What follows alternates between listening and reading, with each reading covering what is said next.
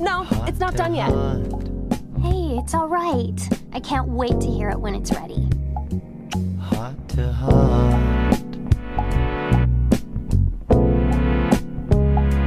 Heart to heart.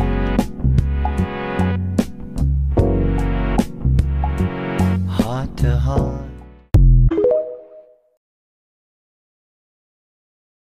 Okay, but like, this is unironically accurate. Princess Bubblegum legitimately basically is like Alpha Build Makima. In a little society where there were no problems, but to get rid of all the problems, she established incredible control over everyone. Really, instead of solving the problem, she kind of just made it so nobody knew about them. And she very much used Finn to do it multiple times. At least at several points in the series, she really just views Finn as a tool.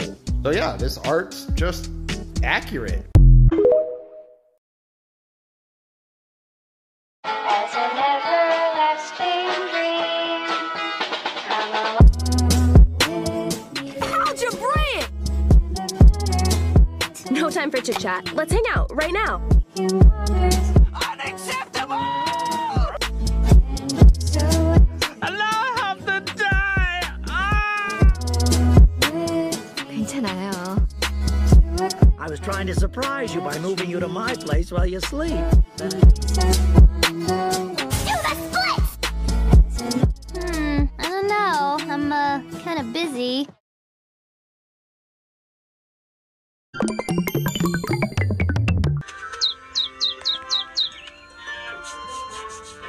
Magic!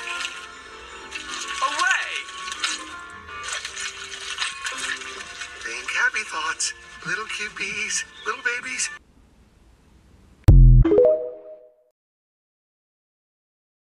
So I seen this tweet today and I was like, dang, Adventure Time really dropped the ball on making Marceline like dark skin.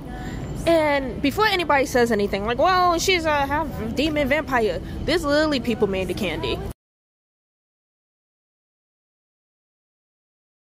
Oh, Simon, Simon, Simon. Simon, aka Ice King. Honestly, probably one of the most complex, fascinating characters in fiction history, perhaps?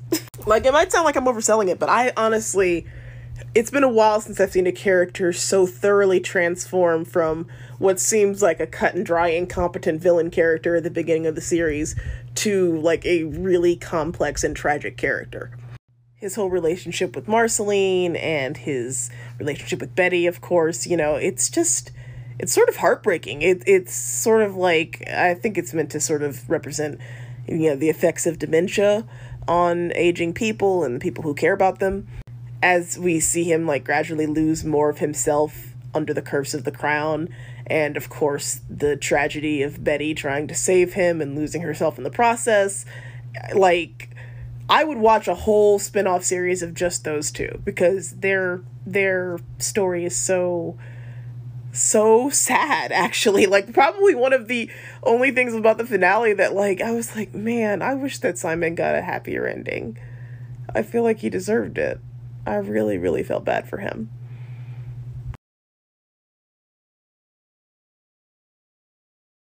Ayo, collector check.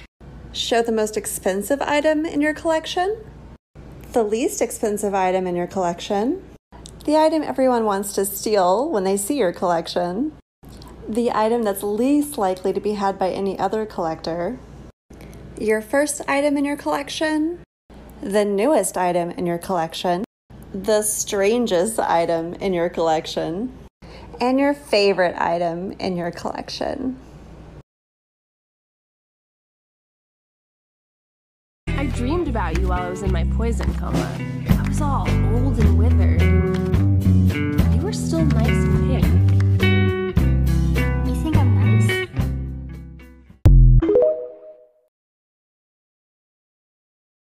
as an everlasting dream. Algebra! No time for chit-chat. Let's hang out right now. Unacceptable! Allow him to die!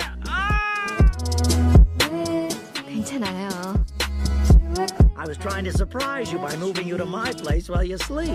Do the splits! I don't know. I'm, kind of busy.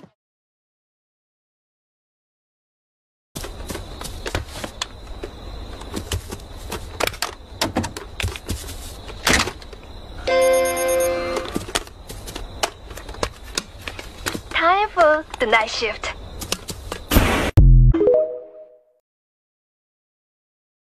Here's 20 seconds of Adventure Time facts you might not know. The show is known for having some of the best celebrity voice actor cameos, including Weird Al Yankovic as Banana Man, Donald Glover as Marshall Lee, and Mark Hamill as Evil Guy, Fear Feaster, Jordan, Punch Bowl, and many more. Finn and Jake made an appearance on Futurama, which is funny because John DiMaggio voices both Bender and Jake. Adventure Time has a 100% score on Rotten Tomatoes. These are my ladies. This is Jill. This is my lady Amy. Little Susie. Brianna. You know why we call her Brianna, right? No. It's a long story. Shaniqua. Helga.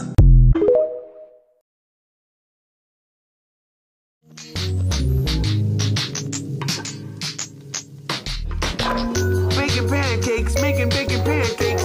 Take some bacon.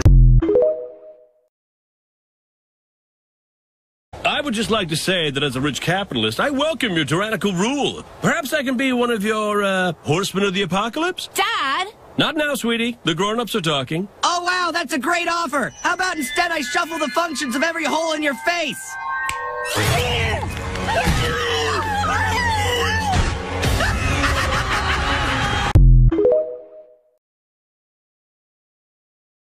As an everlasting dream.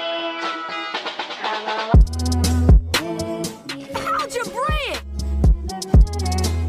No time for chit-chat. Let's hang out right now. 1,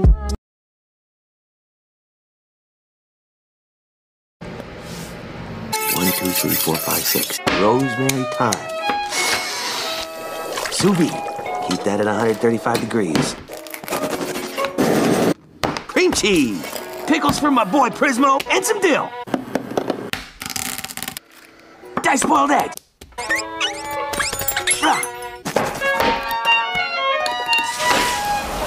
All right, now we're getting somewhere. Bird from the window. Yeah, baby, now we're rolling. Common cucumber. Sliced Roma tomato. Woo! Sweet yellow onion. Organic.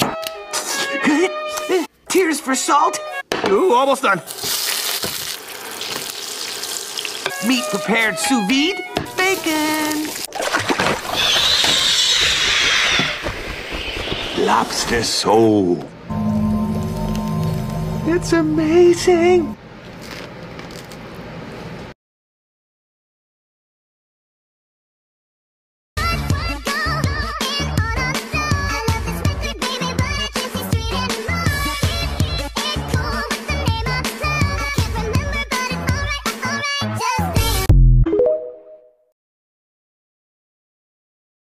As an everlasting dream.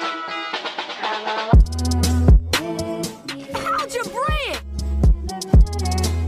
No time for chit-chat. Let's hang out right now. Unacceptable! Allow him to die! 괜찮아요. I was trying to surprise you by moving you to my place while you sleep. Do the splits! I don't know. I'm, kind of busy. No bubblegum. Marceline, you're up late. No time for chit-chat. Let's hang out right now. I'm making the Demon Blood Sword from Adventure Time. Hell yeah. This time it's really stable. I used printer paper to figure out the size. Then I uploaded a picture onto a Rasterbator and made it the same amount of paper. I cut it out, and that's me demonstrating to you that I can hold it. I have PVC pipe that I had to chop, and then a dowel stick to add stability that I had to measure out to like hilt. Carved that into 10mm EVA foam. I used a tutorial on YouTube to get the stability with the dower stick and everything. Really helpful. And yeah, that's just that. It's floppy, but it's the right side. Hot glued those babies together. Demonstrating for you. Hell yeah. And then I put it inside the foam. And that worked really well. And it's a big boy. I let the PVC pipe be the center on its own, like, didn't make that part really foam. Then I'm getting thinner EVA foam and doing a layer on each side to hide the insides. Also added the little circle on the hilt. Used sandpaper to make it smoother and used a heat gun to get the fuzz off. First layer of paint. Intermission because I made this hat out of a tank top. Yeah! Second layer of paint, detailing and such. Here I'm marking out where I'm going to do the details. Yeah. This Band-Aid tape for the hilt. It looks super cool. Adding scuff marks and stuff. Yeah. Yeah. Cool guy. Oh my god. Can I get his number? Who the hell is that guy? Another shot of it. I added these shine marks last minute. I don't know how I feel about them, but they're not on all sides. So. Also bag. I added this bag. Pretty cool. Okay, that's the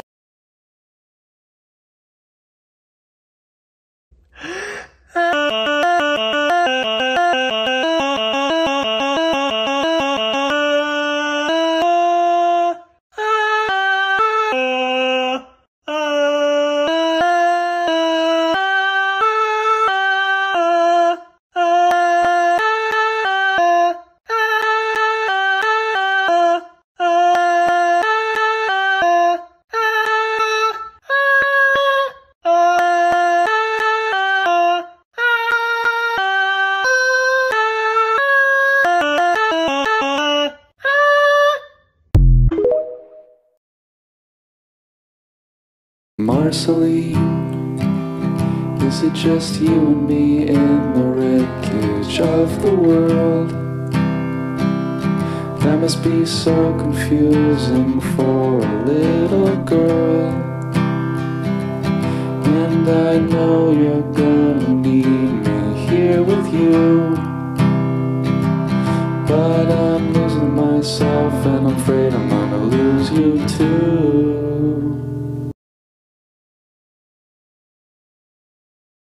The Collector from the Owl House is a very interesting character, and here's why. Even though he is thousands of years old and has insane amounts of power, he is still a child and has no real concept of right or wrong, which can be seen in how he had no reservations in wiping out an entire civilization just so that he could go off and play. But he really has no bad or evil intentions. The only thing he wants to do is play and have fun. And this is why he is so dangerous. He is insanely reckless and has no regard for the consequences of his actions, which, combined with his insane power, makes him a force of destruction. And this is why he's such an interesting character. He's not evil, he's just a kid. And even though he is probably thousands of years old, I'm gonna assume that he has the mentality of one, and kids make bad choices because their brains are not fully developed.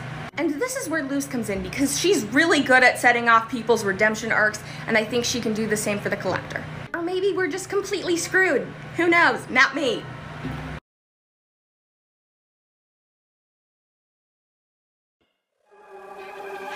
I'll be your fearless champion. Running around in cute uniforms, sweating. I gotta go. Meow. Still got it. At least my image still commands respect. Never want to have any fun. Ow! Hoot! We're controlling it with the power of friendship. And the moon. Probably the moon. People aren't meant to be all those things. Curse your need for perfection, Gus! What's about to happen should be relatively painless, if you just do what I say. It says no trespassing, but I'm allergic to the rules. All right. See you around, cutie.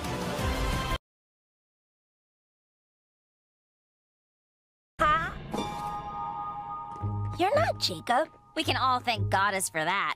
He got fired after he started making edits to the exhibits. I work part-time now. Say, have we met? Something about you seems familiar. No, I'm new in town. I just have one of those faces. Just the one. The normal amount of face.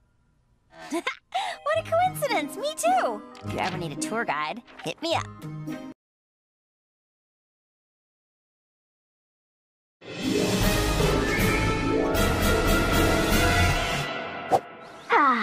I love Two Piece. It's my third favorite lifeguard manga ever printed. Hey, Eustace! I've got this limited edition two-piece blind box. What figure is in there? Well, it's a blind box, so I guess you won't know till you open it. If there's a Floofy figure, then I can finally complete my collection. And lo, inside this morning's cereal box, there was a vessel worthy of all 7 seas. Hop in, everyone! The SS Jonathan Paulina! Toot toot!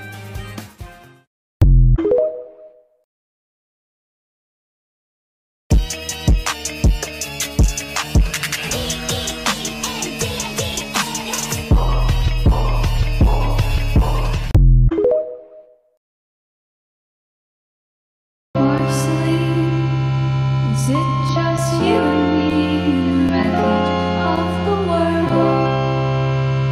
That must be so confusing for a little girl.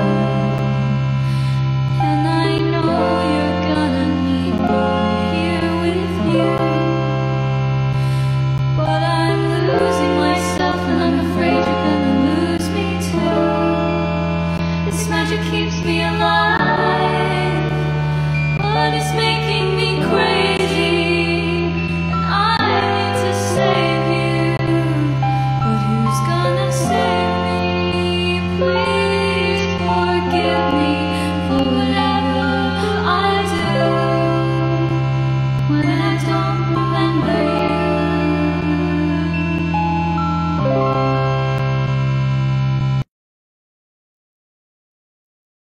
Can't you see?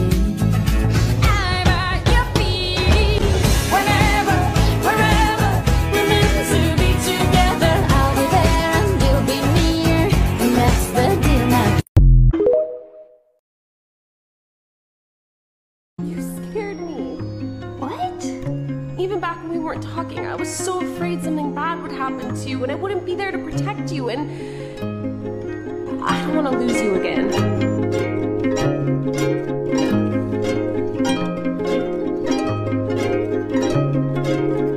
Every suntan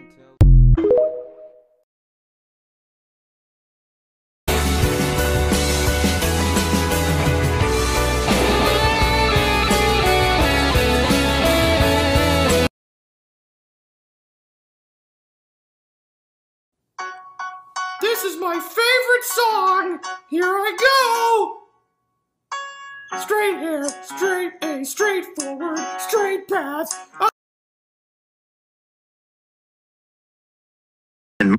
But can our next contestant break the ice? Up next, you know them as the manager of our local Creek daycare. They watch your annoying siblings, so you don't have to. Give it up for Angel! Hey, Angel, good luck. I didn't come here to make friends, Craig.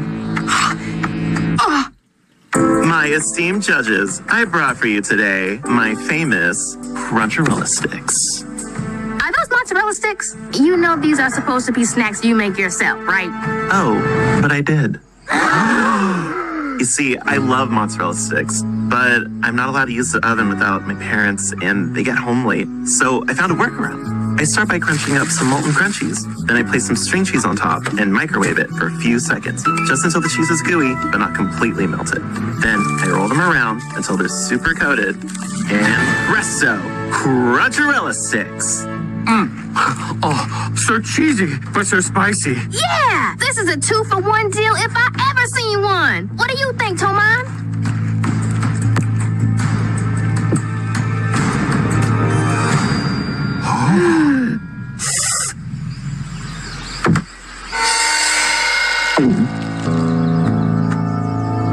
You call that a snack? Because I call that a masterpiece. What? They got the fist bump? The crunch of your snack gave me that punch in the mouth, but the gooey cheese was like a mother's kiss on a boo-boo. Oh my gosh, oh my gosh, oh my gosh. Mom, I got the fist bump. What show are you on again? This flavor. How could it be as hot as the sun itself? then suddenly, there's nothing.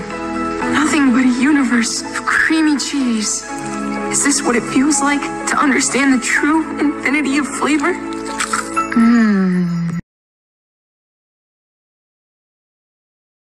Got no good intention. The fourth dimension is my own mansion.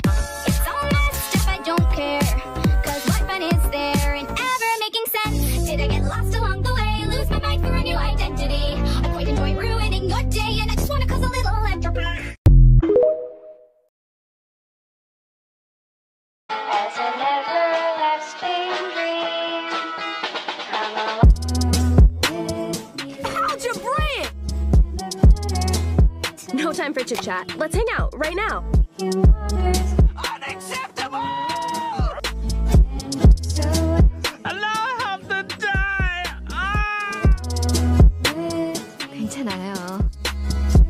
I was trying to surprise you by moving you to my place while you sleep. I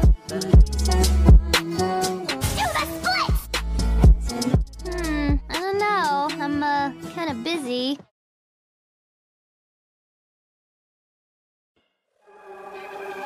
I'll be your fearless champion!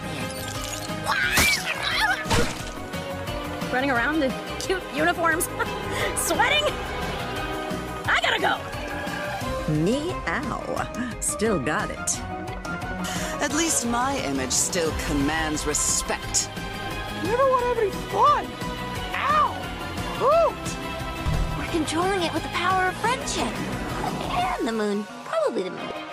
People aren't meant to be all those things! Curse your need for perfection, Gus! What's about to happen should be relatively painless, if you just do what I say. It says no trespassing, but I'm allergic to the rules. All right. See you around, cutie. I'm just messing with you. I'm Viney. Well, what are you gonna do? Spit your human venom on me?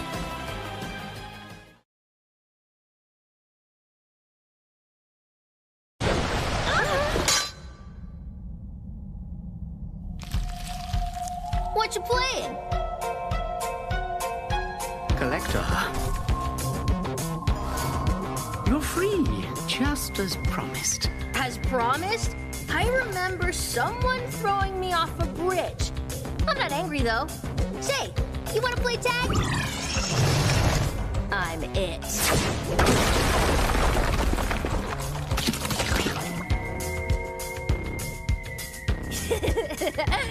Too slow. You guys look slow, too. Do you need a head start? Whoa, whoa, Collector, buddy, pal. King!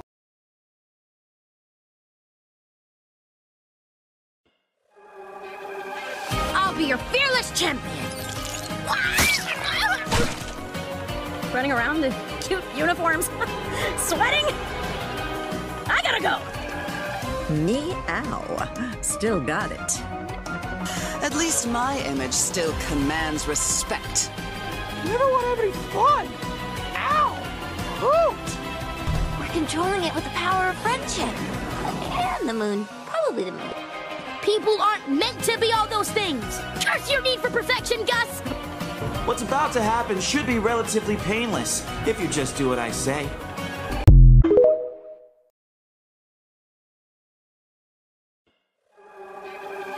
I'll be your fearless champion! Running around in cute uniforms, sweating? I gotta go! Meow. Still got it. At least my image still commands respect. Never want to have any fun. Ow!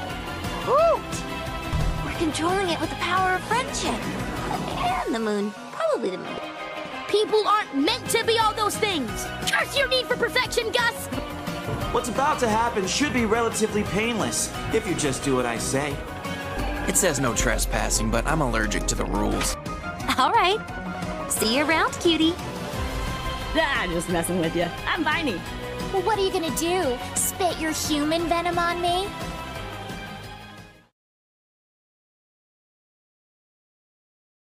Little getting used to. Love me, love me, love me, love me, love me, love me, love me, love me, love me, love me, love me, love me more.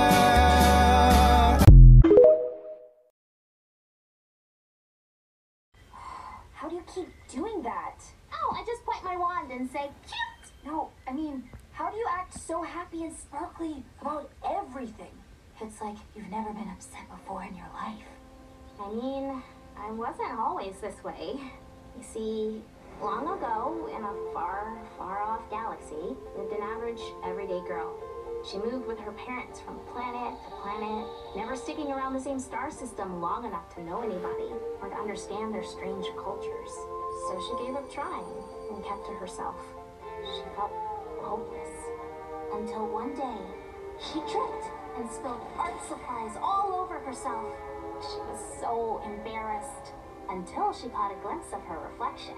She didn't recognize herself, but the girl she saw, she liked. And from that day forward, she swore not to bottle herself up anymore. She let her inner sparkle shine across the universe.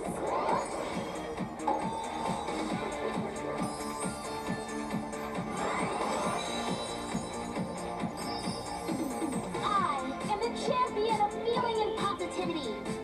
Foe of bad vibes throughout the galaxy. I am Sparkle Cadet.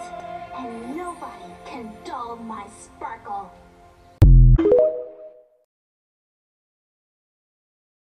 Let me tell you why Craig of the Creek is God tier, why they do not miss on any episode. I'm a huge fan of archery, right? I grew up loving it, but there's not a lot of black archers in media, especially cartoons. 2018, She-Ra dropped a black archer named Bo, but the one I connected with in 2018 was Craig of the Creek's The Green Poncho. First introduced as the Archer Kid. This kid is amazing. Now, I'm a co-founder for Black Nerd Problems, and I also write for Black Nerd Problems. I wrote a lot of essays about Craig of the Creek and how progressive it is without even trying for the site. My favorite essay is one about this guy right here because he's everything I wanted to see on TV as a kid. Another black kid that loves archery. He's also a homage to the Green Arrow from DC Comics. He's also a vigilante. He also likes comic books. I love this kid so much.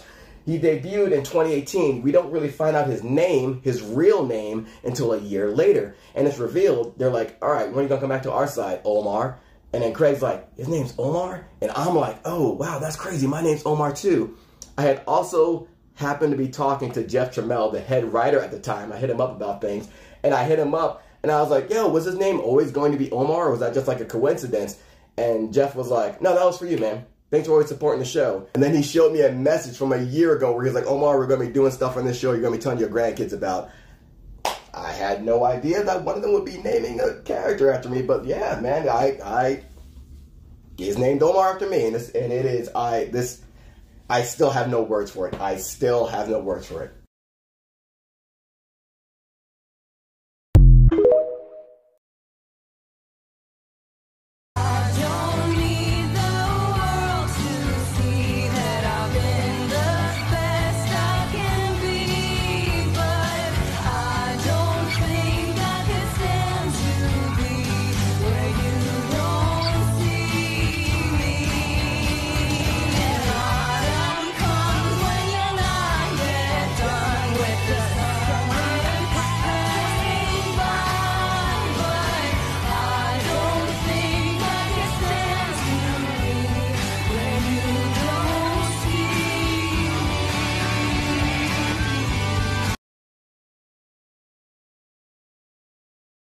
So we're not going to talk about how the Lich technically won. For those of you who do not know, the Lich is a cosmic being who was similar, like Finn, created originally as a comet who eventually became a human, but he eventually became an undead creature. He's pretty much the exact opposite of Finn. With Finn there's goodness, with the Lich there's evil. Where Finn creates and helps people, he destroys and mutilates the population. And this horrifying being has been divided into literally every possible timeline in existence. The reason this is terrifying is simply due to the fact that when he meets Finn again, he says this. You've bested me in many worlds, child, but I always return. This implies that he actually managed to succeed in his plans in many of the other timelines and realities, which is absolutely horrifying. Just imagine every single creature on Ooo being wiped out because it's a timeline where either Finn didn't exist or he actually managed to best him. My 3 favorite characters. Alright. Starting off at number 1, we have the Lich. I've made it abundantly clear that the Lich is one of my favorite characters in all of Adventure Time. Mainly because he's such a good antagonist in my opinion. He has everything an antagonist needs. He's incredibly intimidating. He has incredible lore backing him up, making him far more mysterious. He has some of the best quotes the entire show has ever had. Next up is Ice King. There is not a single character on this list that I sympathize and love more than Ice King. His lore is so tragic because we literally interact with him from day one. And the more we end up learning about who he once was, the more sad we get because he did not deserve what he got. He risked everything just to protect the ones he cared for. Last but not least is Jake. Jake is easily one of my favorite characters simply due to the fact that he is just a really cool guy. He's the friend every single person wants in life. He is literally always there when Finn needs him, and granted, he can be a little dumb at times, but at the same time, I mean, aren't we all? The Lich versus Golb. Alright. A lot of people wanted to see this fight, but I'm afraid to say the Lich stands no chance here whatsoever. What a lot of people tend to forget is that the Lich is literally the last scholar of Golb, one of his servants, one of his most powerful acolytes to be sure, but still a servant nonetheless. While the mortal world doubts and questions, I know exactly what I am. I am the Ceaseless Wheel, the last scholar of Golb. I am your doom. You see, in a way, they are very similar. The Lich's entire purpose is to bring about the end of all life within Ooo as well as the entire multiverse. Golb, on the other hand, his entire purpose is to see the end of everything. Every planet, every life form, every single dimension, timeline, universe. Golb is there to witness and cause its end. He is chaos and entropy incarnate. Hell, whenever a world no longer serves a purpose, he's the first one to show up to destroy it. A good example would be Pillow World. And from what we've seen, he pretty much has all the abilities the Lich has, just on a higher level. It's with a heavy heart that I gotta give the Lich the L. Keep talking about FDA approved. What do you mean FDA approved? I don't sell medical products. The pink sauce is not a medical product. Here's how you can make the most perfect sandwich from Adventure Time.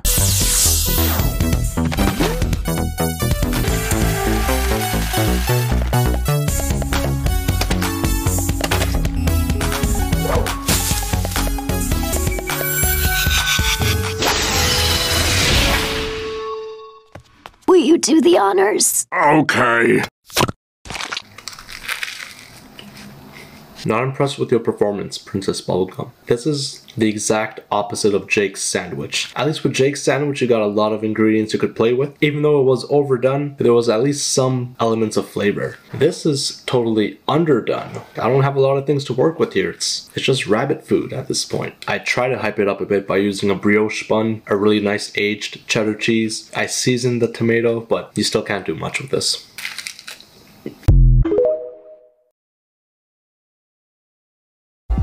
Look, it's got a mushy center. Just like me. Yeah, we can totally kill it now! Peeps.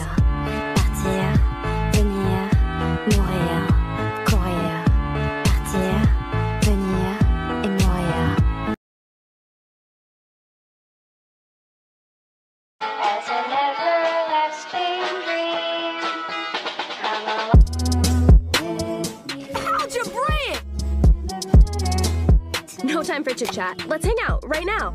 Unacceptable! I have to die! 괜찮아요. I was trying to surprise you by moving you to my place while you sleep. Do the splits! I don't know. I'm kind of busy.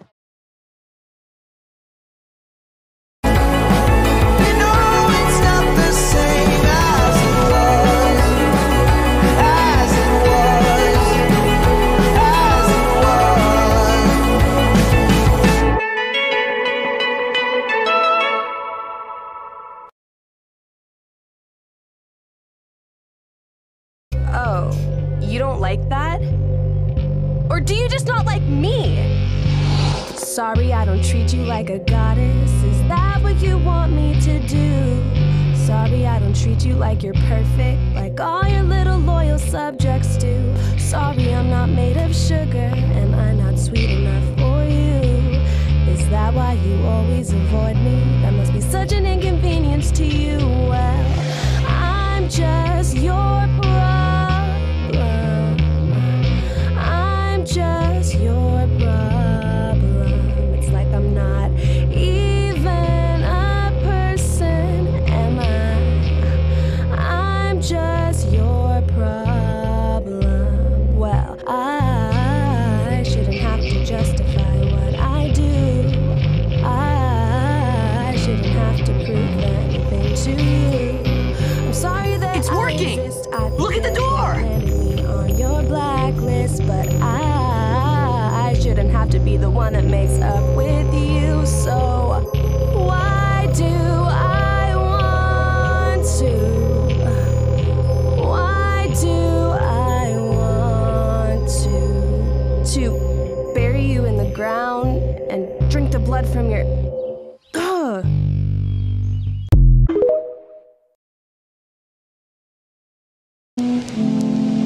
See, the rain is nice, but I don't really like getting wet.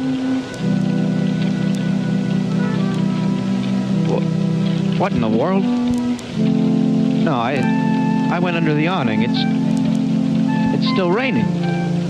Why is it still raining? Did you know the Adventure Time pilot was originally presented to Nickelodeon and the network passed on the show, not once, but twice, as executives felt the show was too weird. But Cartoon Network loved it and was much more open to shows that kind of broke the weird mold, as they already had big names like Ed, Edd n Eddy and The Grim Adventures of Billy and Mandy, both wildly bizarre yet wonderfully imaginative. Adventure Time would go on to win numerous Emmys, and I personally feel will continue to inspire for years to come. Nickelodeon definitely learned a lesson.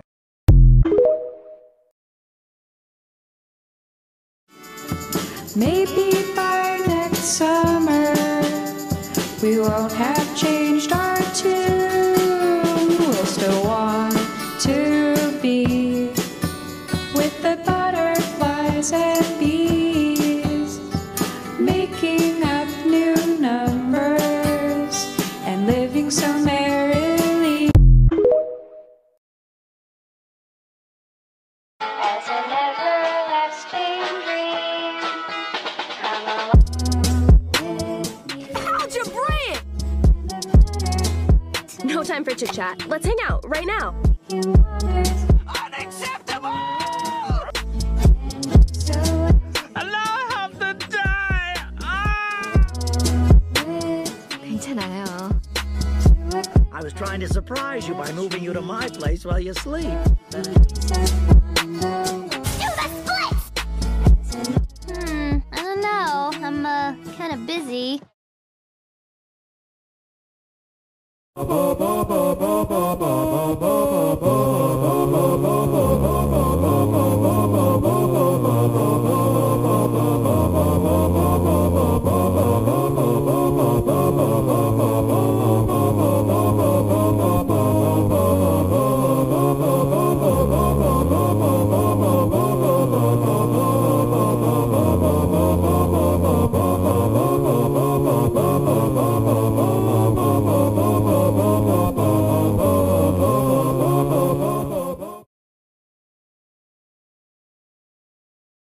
Cartoon character analysis, Adventure Time, Jake. Jake is a symbol of friendship. He's a dog, which is man's best friend. He's a shapeshifter, which shows the multifaceted nature of friendship and how it takes many forms and shapes. He's loyal, always by Finn's side.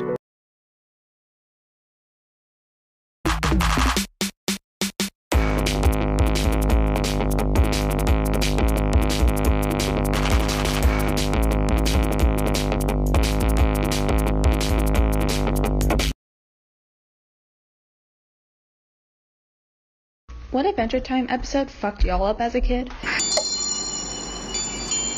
What the butt fuzz? Contact lenses? Ha! Baloney! Nothing but some kids playing a dumb prank. Man, this whole time they were just regular girls. Where are your parents, huh? You guys are going to jail. You hear?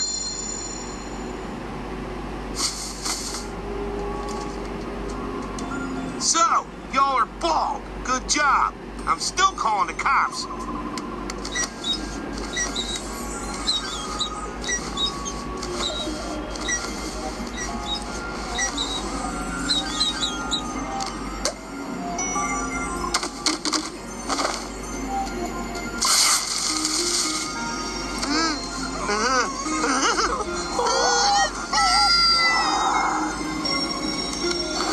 As an everlasting dream, come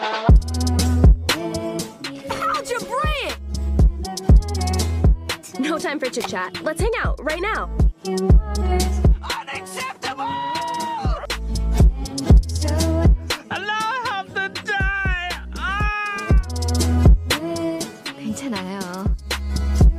I was trying to surprise you by moving you to my place while you sleep. I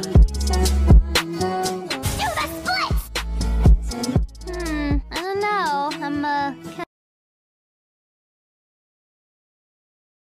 My ex-wife still misses me, but her aim is getting better.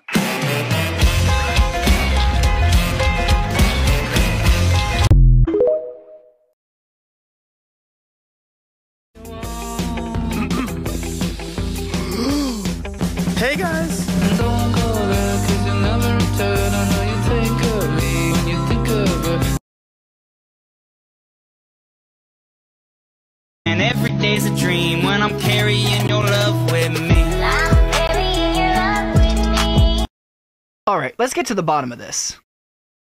Okay, so For the Future was a crazy episode, with all sorts of awesome details, including the history of the collectors, the subtle mechanics of toy people, King's abilities as the Titan, and so much more. And my little sister and I have so many theories to make, but right now the biggest question on everyone's mind is, where the heck is Owlbert? Okay, so I know I'm a little late in trying to figure this out, but I honestly didn't even realize this was a thing until one of you guys pointed it out to me. There's no Owlbert in this episode, which is honestly just insane. Like, how did we get this dumb little kitten but not this cute little owl? How does that make sense?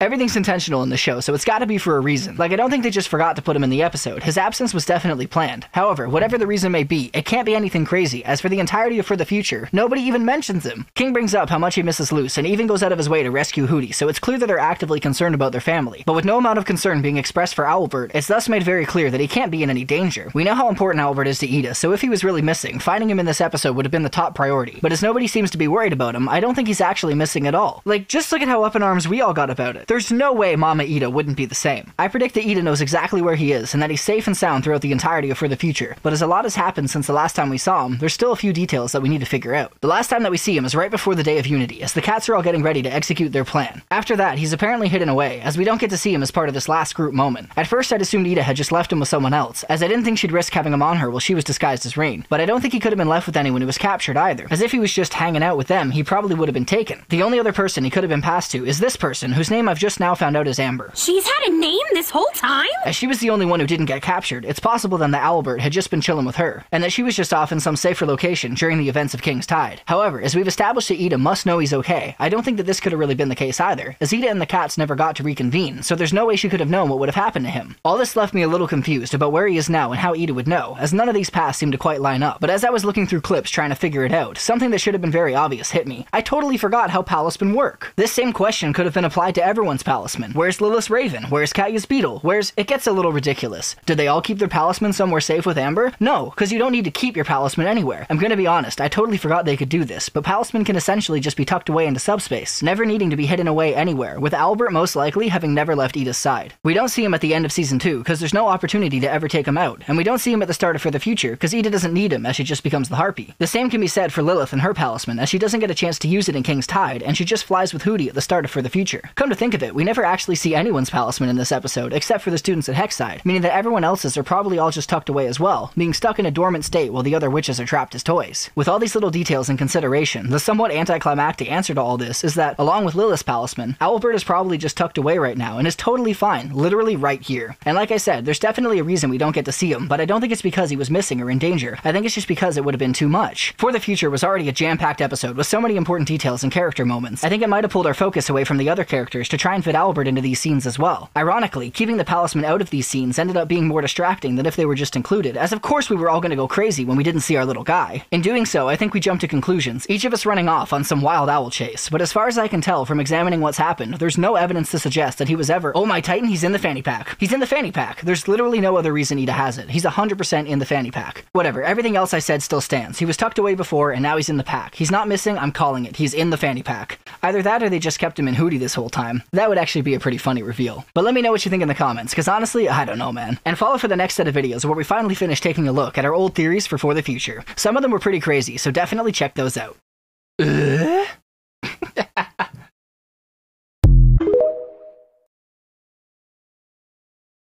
Okay, so they finally released the full version of this next time on the Owl House animation test pilot, whatever you want to call it, and it was really cool to see some of the old ideas for the show. Like, I didn't even know a full version of this existed, let alone one that was voice acted and everything. It's interesting to finally see these original story beats, as there's so many unique ideas that never got to be fleshed out. From Luce riding an animal to actually wielding Owlbert to the entire magic system potentially being completely different, it's clear that there were a lot of directions the story could have gone in. Following suit with this, I've seen a lot of people speculating that the main story it's presented is different from what we got in the show, as Ida seems to express that she doesn't think she can train Luce. I've seen a lot of different theories for what this original story was. I think the general understanding is that Ida was at first reluctant, completely refusing to train Luce as she didn't think she could do it, with Luce then running off to study magic in other ways, and Ida only beginning to warm up to her after. However, if we examine these clips in a more realistic context, I think it becomes apparent that this isn't the case, and that the supposedly different storyline that we see in this fleshed out test is actually a lot more similar to the final show than people think. With this animation test being structured almost like a trailer, it's as if each of these clips could have been from their own episode, with every way that Luce says she's gonna learn magic like its own unique adventure that we only get a piece of. This overarching narrative of Luce and Ida talking only seems to be a wider story because of the way it's framed, with the other clips mixed in, thus giving it new context and drawing it out to seem like a much larger conflict. In reality, all the clips of Ida talking to Luce would have clearly come from the same scene, so it's only in analyzing it this way instead that we'd be able to determine the real story. At the start of this scene, Ida is reluctant, but as Luce explains all the ways she's gonna try, Ida then recognizes her determination and caves, agreeing to train her literally right away. I think because of the way it's laid out, people are treating it as if days had gone by. But in reality, as again, it's all from the same scene, Ida changes her mind in what is literally seconds. Everyone's treating it like Ida wasn't gonna train her, but Ida was never not gonna train her. This arc is exactly the same as the one that we get in the show, it's just the format it's presented in that's longer and drawn out. Just watch this clip as if it were in an episode, and then see how similar it is to anything in season 1. I want to be a witch.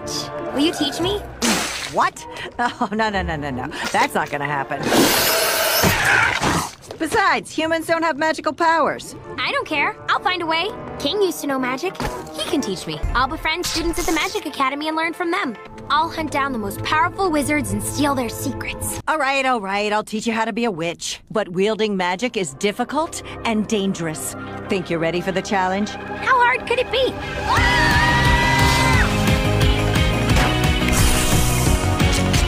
In analyzing it this way, I think it's clear that Ida's arc with Luce was never going to be different, with Ida always being unsure of trusting Luce's capabilities, and thus learning to trust her more as she progressed and matured. I think a lot of the other clips reinforce this as well, as despite there being a wealth of new ideas in the test, several of these other concept episodes are very similar to ones that have actually aired. The clearest examples of this are the clips that are most similar to the first couple episodes, with the first examples resembling parts of Witches Before Wizards, and this one having a similar plot to I Was a Teenage Abomination. There are definitely some obvious variants, like, Hi, I'm Paulina. But for the most part, I think that Luce's progression was always meant to be the same, with Luce always being intended to learn some things on her own, and her trials to become a witch always under the tentative guidance of Ida. I think the same can be said for King's backstory as well, as yes, it's presented differently in this telling of the story, with it being expressed in this version that he used to know magic. But while this does mean his powers would have worked a little differently, I think his progression toward them would have stayed mostly the same, as it still seems he's foggy on the details of his history and would have thus still needed to learn about it to figure out his magic, with the main difference being that he wouldn't have to grow into them. I wonder if initially he was meant to be older, but was nonetheless intended to gain his powers later on. With all these moments being shone in a different light, I think it's clear now that while the animation test had some crazy ideas, the bones of our Owl House had been there from the start. But with so many of these ideas ending up in final episodes, all this got me thinking, what else is in this pilot that we might still see in the show? I don't think it's a coincidence that this older piece of content was just released now, right before the finale, instead of waiting until after. I think it was actually a very tactical decision, with a couple key moments still hiding in these clips, having actually been saved for the show's final episode. But let me know what you think in the comments, cause honestly, I don't know, man. And follow for the next part where we take a look at what bits from this test we might see in the finale.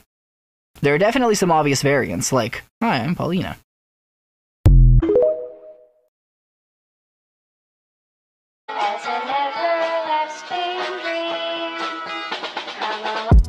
Why are you dressed like me? Get a life, man. Yes, it is I. I know that look. You just killed someone. I'm gonna go find Finn. A dancing bug. You can have it. When you pry it from my cold dead hands. I think I was visited by aliens again. Want to pet my dog? He lives at my house. Fall.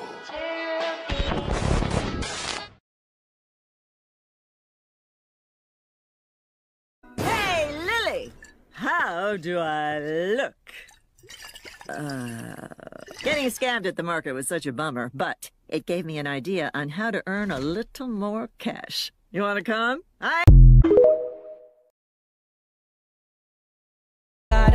Is that what you want me to do?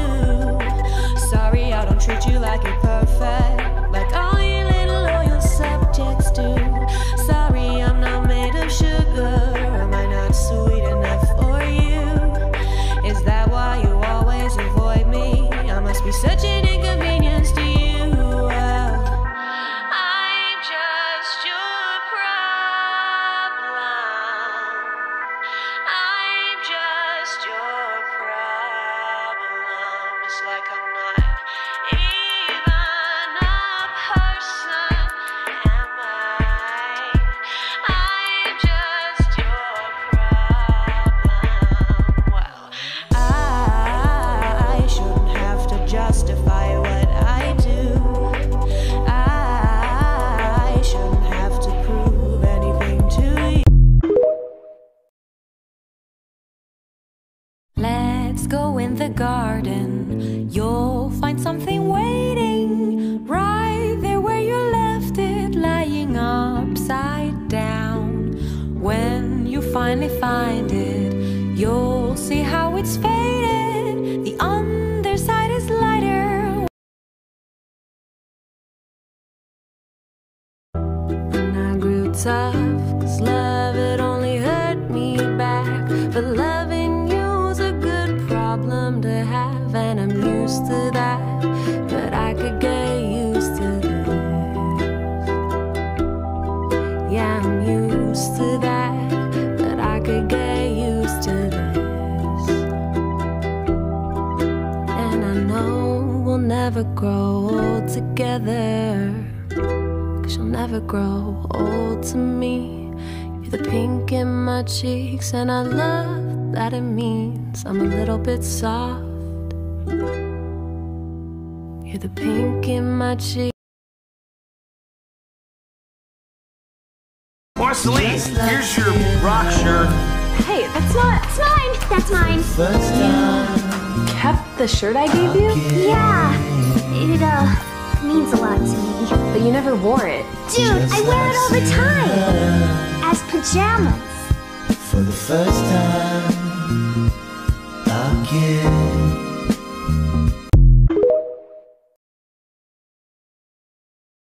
I'm not getting a new Hambo. There's only one Hambo. It's just a doll. See this?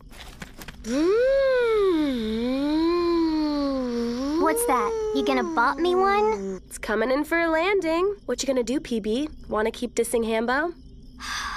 I'm sorry, Marceline. Let's go get Hambo. Dissing.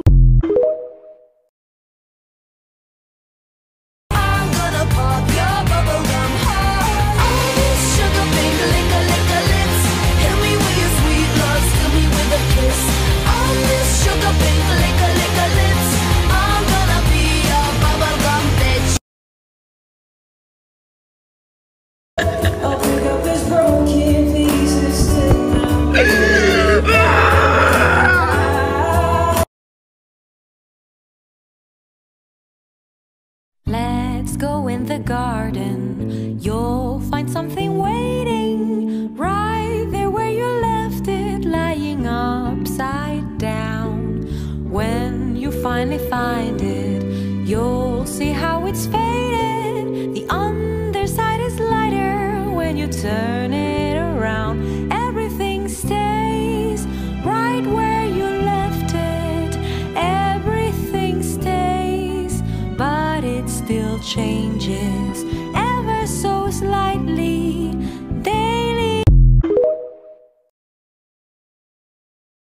As an everlasting dream. Why are you dressed like Hi. I know that look. You just killed someone. I'm gonna go find Finn. A dancing bug. Fine, fine, you can have it. When you prize from my cold dead hands. I think I was visited by aliens again. Want to pet my dog? He lives at my house. Fall.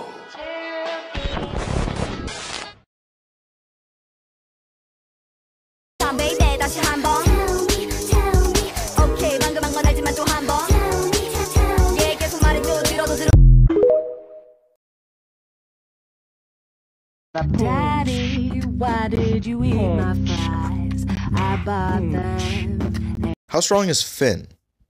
Alright, I've been trying to do this video for a long time, because Finn is actually one of the most powerful individuals within the series, easily top 10. So let's go over the evidence, shall we? His physical strength is off the charts. Even when he was a young child, the guy was able to go toe-to-toe with massive monsters, bears, and demons on the regular. Finn, with no amps, was able to lift this massive monster. And again, this was no amp, this is his physical strength. When he got the drop on Abadir, the guy was able to tear him open with 2 regular swords. Not to mention, a lot of people don't know this, but Finn is magical. As shown in the episode The Tower, when he has strong emotions, he's able to display abilities like telekinesis. To such a degree, not only was he able to grab people and pieces of mountains, but was able to build a tower that literally was able to go into space. And this is all without all the additional magic items and amps he gets throughout the series. Hell, with the grass sword, he was able to have a tug of war with a wormhole. Not to mention, he was able to go toe-to-toe with Fern, who was quite literally just him amped to the maximum by the grass sword. Also, to go back to his telekinetic abilities, Princess Bubblegum flat out said that the amount of power he was outputting was making her machine go bonkers. The barometer back at the castle was flipping all the way out. It looks like Finn somehow manifested a sort of telekinetic electro-emotional prosthesis. Word. With this much raw power, he could be a danger to himself or others.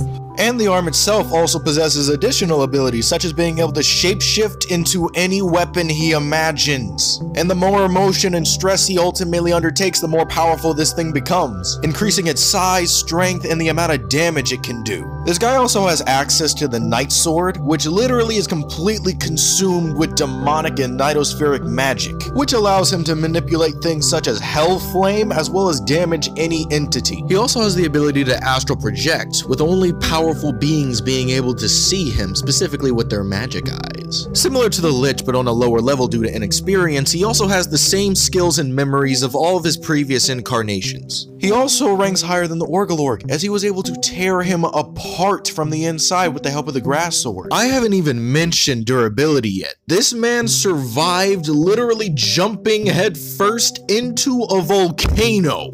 Also, although he wasn't at the center of the explosion, he also was burnt by Flame Princess after they kissed, which, may I add, had enough firepower to burn through the Earth's crust and get to the core. Club, if Finn tries to kiss her, she'll burn so hot, she'll melt right through the planet's crust, down through the molten core. And may I mention, he was not only young, but got through both of these with minuscule burns. He also survived falling from the stratosphere. He also survived getting sucked into a black hole, and not only survived the black hole, but he also survived the black hole collapsing in on itself. Yeah, there is nothing you can tell me to say that he is not at least in the top 10 most powerful characters in Adventure Time.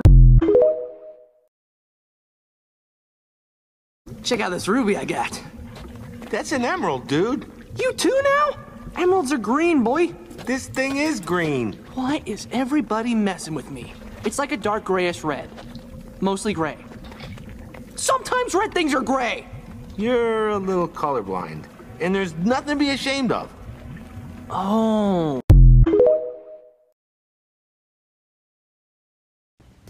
Why didn't anybody in that comment section mention Craig of the Creek? Look at this. Just look at this. Progression of this man's locks are immaculate. This is him when he's younger and his backstory. Then we have him when he's being all serious. Then we got my boy on his day off. And then this is him post-character development. Please, I have never seen locks look this good in animation. There's a literal black magical girl with afro puffs. Her whole thing is about self-acceptance and positivity and not letting the world around you get you down. Her backstory is in the form of manga panels. Sometimes she's just randomly drawn in the Sailor Moon art style. As somebody who grew up watching anime and always felt a little sad to never see myself in it, seeing the Sparkle Cadet, like, healed a little bit of that. I got a lot of my inspiration from the magical girl shows that I loved growing up. So seeing Sparkle Cadet do the same things I did as a kid, like wearing a sparkly frilly tutu riding a bike through the forest, was like so exciting for me. Like in my original video, I was talking about finding like that perfect even ground between like a kid's show that doesn't cover serious topics like adult animation does, but still has a little bit of nuance in it. And that's Craig of the Creek, bro. Let me just go through the main three. So first of all, we have JP, the classic neurodivergent comic relief. But they have moments where they acknowledge that. Well, he'll say something where he misses a social cue and people will like re-explain it. Or if somebody makes fun of him for not understanding, he'll openly be like, hey man, that kind of hurt my feelings. Which I think is great for neurodivergent kids to see, that it's okay for them to stick up for themselves when they're being picked on for being different. There's an entire episode about him where he thinks that he's an alien because he thinks differently than other people. And his sister being like, nah, man, you just think different. And that's fine. It makes you unique, and uniqueness is great. Great messages for kids that we know. Confidence is key. It's okay to be different. But then we do have the more nuanced episodes with him. JP is a child of divorce who lives with his mother and his sister in the US. Now, a lot of us might notice he has on something that looks very similar to a hockey jersey, and that's because his dad lives in Canada. We have 2 episodes talking about this. One episode talking about his mom being a hardworking woman who he feels he needs to stay up late at night to be able to see her and spend time with her. His sister has been taking on a parenting role for him because their mother is oftentimes not in town or gets home very late trying to make money for the both of them. The second episode talks about the jersey specifically and how he was really upset that he got his jersey messed up because it's something that his dad gave him. And the way that the show deals with this topic is amazing. They still talk about it in a way that's cheerful and light so that children will be interested, but still gives it that serious tone that really makes it all come together. Then we have Kelsey, the absolute girl boss. Don't forget my man Mortimer, he shall not be forgotten. Kelsey is a girl who loves fantasy books, all around like medieval times, dragons, heroics, princesses, except they're not the princess, they are the hero. Kelsey, just like JP, has their own story to tell. Kelsey's mother unfortunately passed away when they were young, and they love fantasy books because their mother's favorite book was a fantasy novel that they used to read together. Kelsey is currently being raised by a single father, and we actually get an entire episode talking about how this has affected her versus the way it's affected the 2 other main characters. Kelsey's dad is fixing up something around the house, so he's unable to make dinner for Kelsey, JP, and Craig, which Kelsey knows is not a problem. She can order her own food and pick it up if she needs to. But JP, who's grown up with his sister and his mom, and Craig, who's grown up with an older brother, his mom, and his dad, is very, intimidated by this. Through the whole episode, we see JP and Craig saying, we don't know how to do this. We get our older sibling or our parent to do it for us. But Kelsey isn't afforded that. Whilst JP also only lives with one parent, JP has an older sibling to help take care of them. Kelsey doesn't. One of the first episodes that we have exclusively for Kelsey talks about how lonely she is and how her little bird Mortimer is the most company that she usually gets throughout the day before her dad comes home for dinner. Kelsey is a strong and independent girl whose backstory shows why she is the way that she is, but her backstory also doesn't define her. They've done a really well job of writing it. And we have Craig, my sweet boy. I love Craig because every 10-year-old black boy has this haircut. Craig lives in a beautiful upper middle class home with his younger sister Jessica, his older brother Bernard, and his 2 loving parents. And I have actively been begging for something like this for years. Because I personally, as a black child, lived in an upper middle class home with my 2 loving parents and an older brother. But that whole idea, every time I saw it in media, was always reserved for families who were not black. I feel like That's So Raven was like the closest that Black people really got to seeing themselves in that white picket fence family type of idea. And this isn't to say that Black people always have to fit into this archetype, or I think less of people who don't fit into this. But I never saw myself in this. Anytime I saw a Black person on TV, they were the iconic, funny Black best friend, and we never got to see their home life. We never got to see their family. They were just there to be the accessory to the main character, who oftentimes wasn't a person of color. So to take this idea of the main character having a white picket fence family home life and to make that character Black, yes sir! And it also does